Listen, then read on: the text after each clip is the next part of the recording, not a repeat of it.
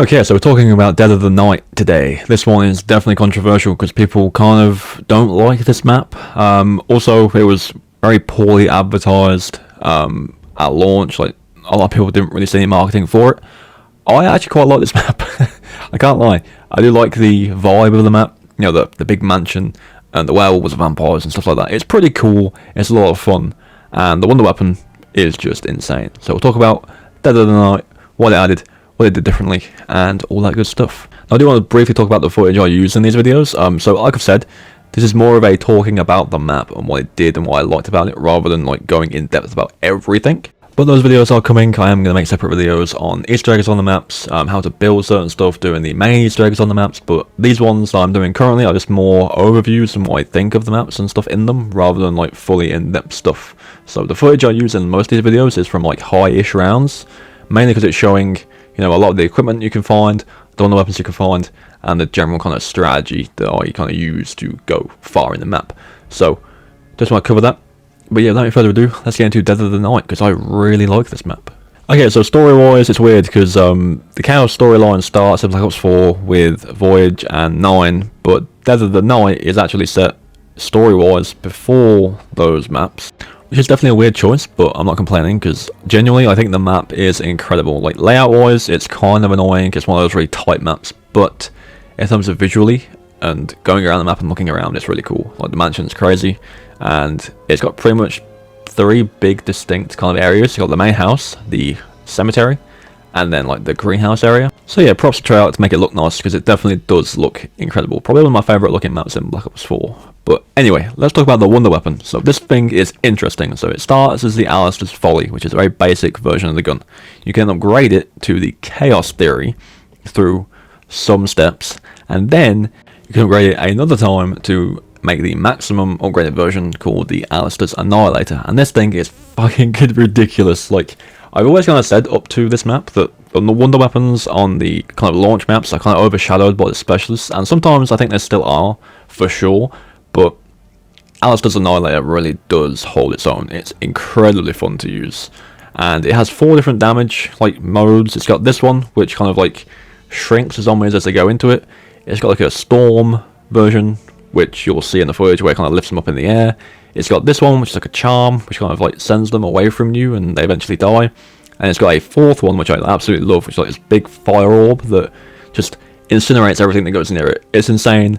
It's a random shot, so you can't kind of guarantee which mode you're going to get. It does randomize each time you shoot, but each shot is so incredibly strong. I think the weakest one's probably the storm one, especially for this spot here. They can get past, but the rest of them, you are completely safe, and it's so much fun to use. It looks incredible, all the effects are awesome, and it's just a good gun. I will say, if you want to get the maximum upgraded version, it's a bit of a faff to get. I mean, obviously if you play the map more, it will be easier to kind of manage, but going through it for, you know, the first couple times, it's a lot to kind of go through, but it's worth it. It is really worth it, so there is that. Kind of like the KT4 from Black Ops 3. That thing is a nightmare to upgrade to the Masamune, but if you do upgrade to the Masamune, it really is good.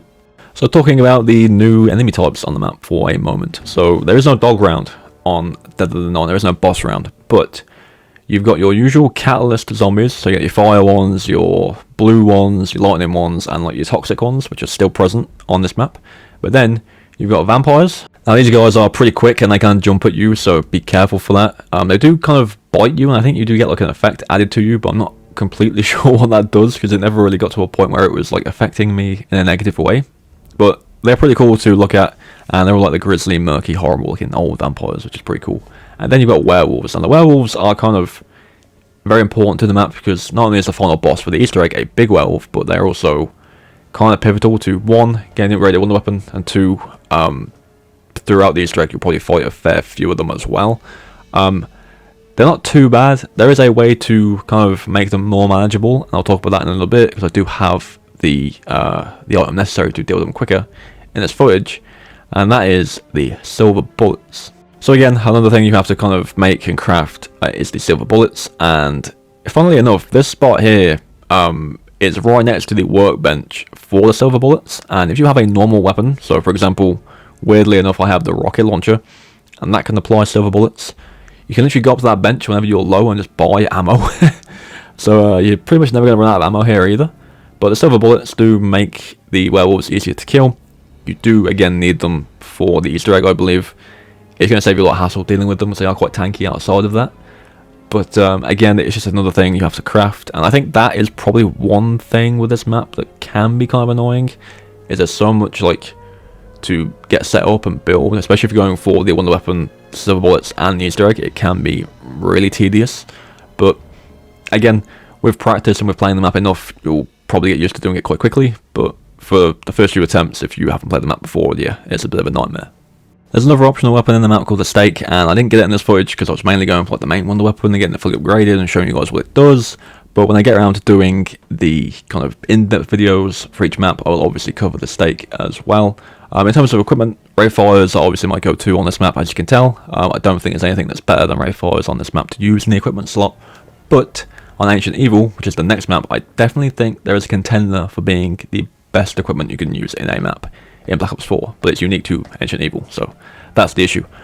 But the Riot Shield also returns on this map, and it's a shame, because I'm pretty sure, other than Ancient Evil, which I love the shield in Ancient Evil, it's so cool, it's just a normal Riot Shield from multiplayer, which is a shame. I think it's just a Brazen Bull, and the one from Ancient Evil, which I think is called Apollo's Will, that are like unique, which is a shame, because I like it when the shields are unique. Like Black Ops 3 had the Guard of Fafnir and stuff like that. They're pretty cool to use, but unfortunately, that's not the case for this map.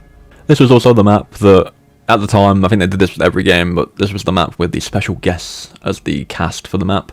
I'm sure people are very familiar with the actors involved in this map. I do kind of miss when they used to do this, like when they used to make maps with special guest stars. I know that non-Treyarch zombies did that with pretty much every map they did, where like the cast were like celebrities you knew.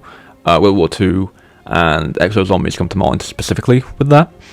But I do miss when Treyarch did these one-offs with like, yeah, guest stars. That was pretty cool.